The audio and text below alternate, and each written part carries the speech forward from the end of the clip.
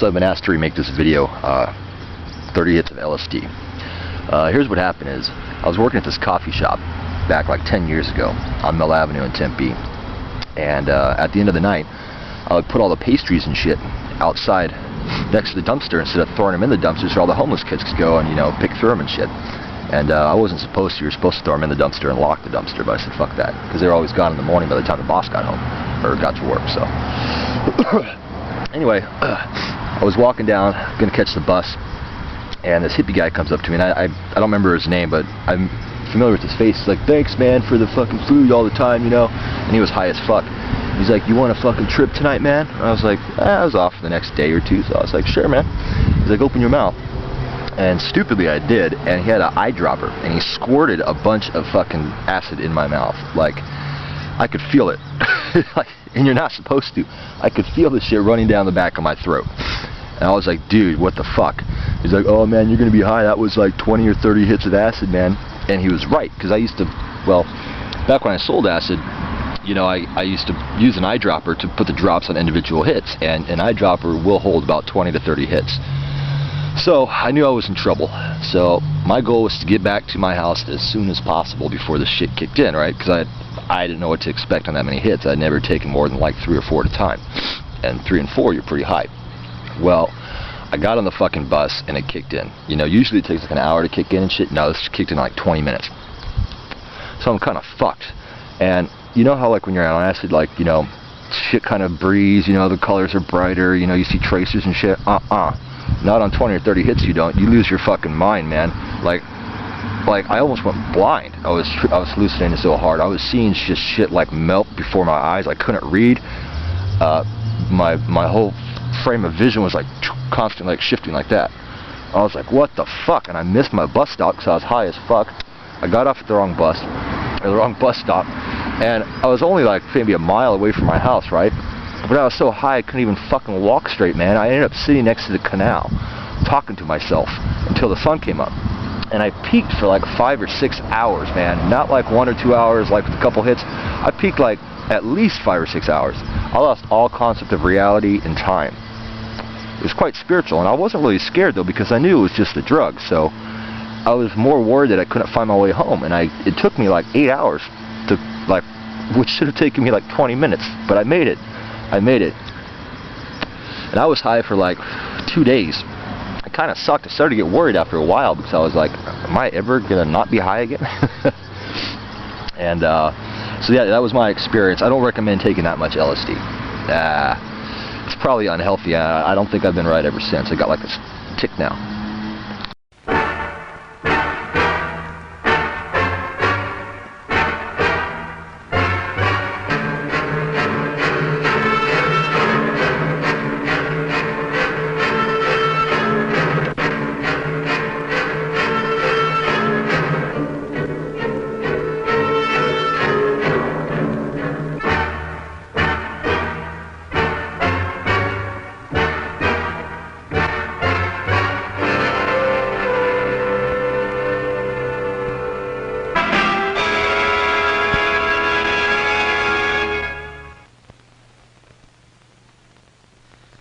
LSD was isolated by Stoll and Hoffman in a Sandoz pharmaceutical company of Basel, Switzerland. When in 1943 Hoffman became temporarily psychotic through accidental ingestion of the drug, the doors swung wide open for research into the nature of the schizophrenic process, and in a larger sense into the biochemistry of psychoses. TV's Paul Coates of Confidential File undertook to film a model psychosis in our laboratory in an attempt to impress upon the public, through a case of artificial insanity, that the mentally ill is not inhabited by the devil. The battery of psychological tests compressed into 4 short hours will not be shown here.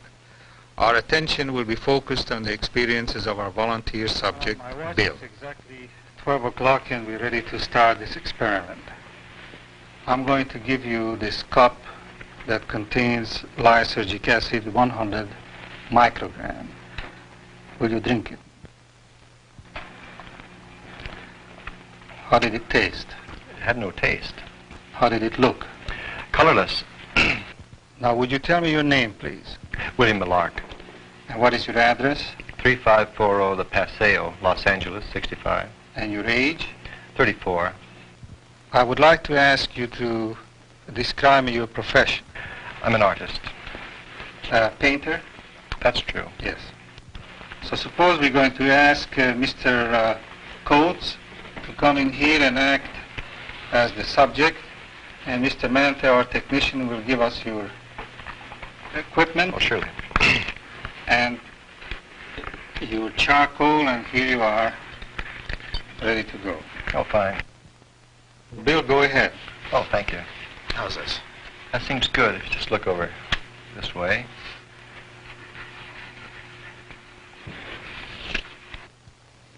So many of the changes produced by this drug have to be described verbally.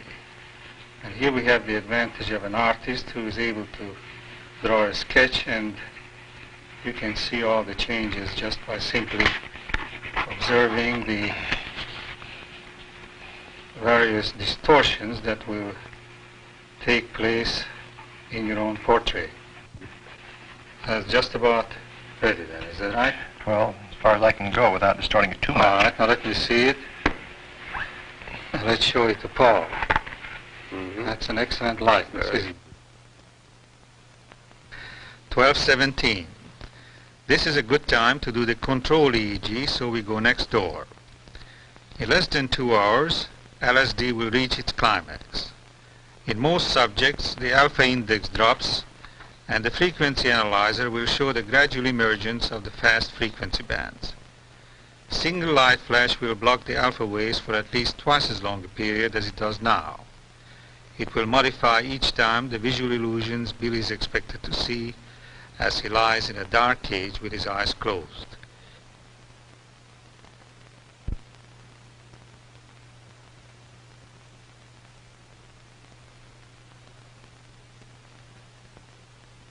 EEG abnormalities in a clinical sense are not expected.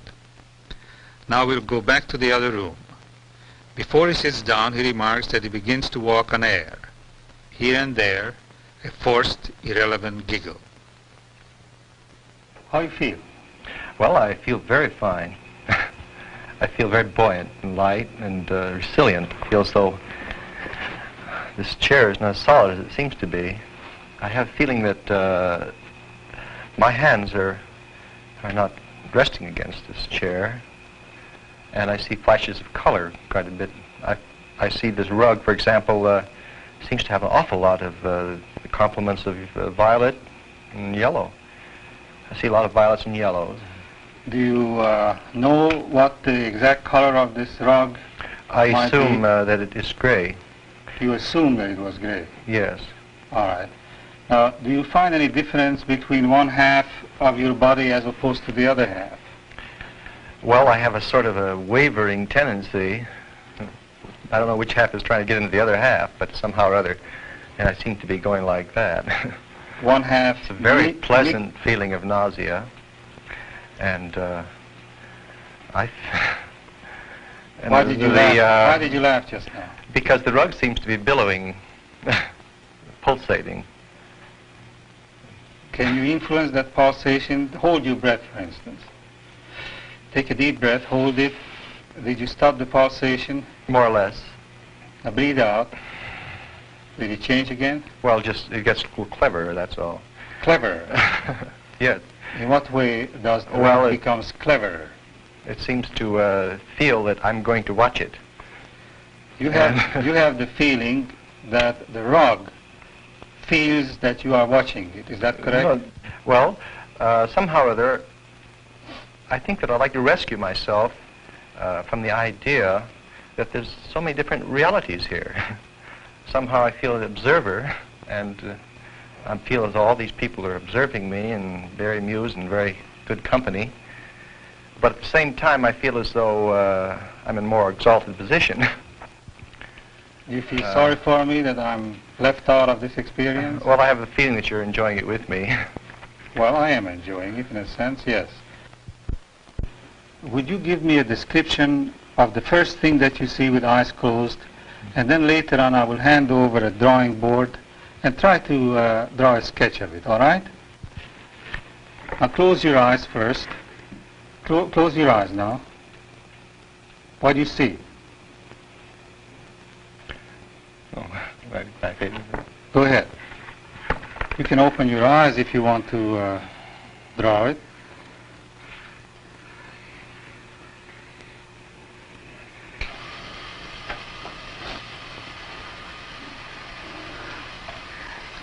This is purple, isn't it? No, it happens to be black. You see it purple? Yes. Well, this is just a charcoal. Mm-hmm. Look at it. Well, in my mind's eye, Oh. now I see that it's charcoal. Yes, The but reality of it it's is red sort of purple. disillusioning. I see. Because in it seems to me, you see, I should like to find the words because I can ordinarily find them. But it seems to me that I can't seem to want to say what I want to say. And there are times when I feel exactly what I know that I know what I'm doing, you see. Oh, I do. Somehow or other I can compose this as well as I ever did. Let's see. Why do you do that now? Well, the square is the ordinary rectangle, you see. It's one of the perfect means. I know, but are you trying to reassure yourself that you're capable of drawing? Yes, I think that's what I would like to do. I'd like to find out what reality I'm in. 137. By now he loses the feeling that his body has substance. He ate his last meal 20 hours ago, but food holds no interest for him. Very fine. And of course I don't think you can take much credence to what I say because it's the shifting patterns of things I feel and see around me I do not know what part of what reality, again. This feeling comes over me of almost like the singing, of angels or something. I think it's the soundtrack or the film going through the machine. Which makes you feel as if you were hearing the singing of angels. Yes, and the murmuring. I see. You had no breakfast, you said. No. Well, suppose that we serve you something to eat now because you've been fasting long enough. So, Mr. Manta, would you bring in the lunch? Well, I really, I couldn't eat that. Why is that? It seems repugnant and realistic. Well, you told me not long ago that you were hungry. What I'm hungry for is not this sort of thing, because I want to feed off of this feeling, this joy, which seems to be coming from everything. But somehow I don't seem like I myself. I feel as though I'm several other people, and all of them better, and all very benevolent. I mean, even I feel about that I'm not I'm not describing the word benevolence the way I mean it. Well, returning back to the lunch, Yes. You don't feel at all like eating at all? No, not at all. What about drinking something? You might be a little No, thirsty. I feel that I'm perfectly adequate. I mean, I can take care of myself from now on. I have no hunger. My sensation is perfect. I mean, it's just a wonderful state. But I understand that you had nothing to eat. Now it's 1 o'clock in the afternoon, and you had nothing to eat since last night when you had your dinner. Don't you think it's about time to eat something? Or drink Well, I something? generally don't eat in the mornings. And Well, this is no longer the morning. This is already 1 p.m. Well, it might be. Maybe I Well, should be why don't hungry. you just taste it, and maybe you will like it. Why don't you just take a stab at it and just taste at least this malted milk that we give you? Well, when you're in such a wonderful situation, why should you try to improve it? Well, you told me just a few minutes ago that you were thirsty. How come that you don't feel like eating at this time? I know, but I can see the value of that, but you don't understand the value of the experience itself. You want to have it continue. Oh, I see. In other words, our conflict is that I want to limit this and you want this And to I want to have it continue go and on. and on and on and on. Yes. Well, suppose you just taste this malted milk here just to give me an idea whether you have any particular distortion in sensation. I see what you mean, yes. You want to experiment. Well, I want to know whether there's any particular feeling connected with it. It's the same distortion you get throughout the whole experience. Such as what?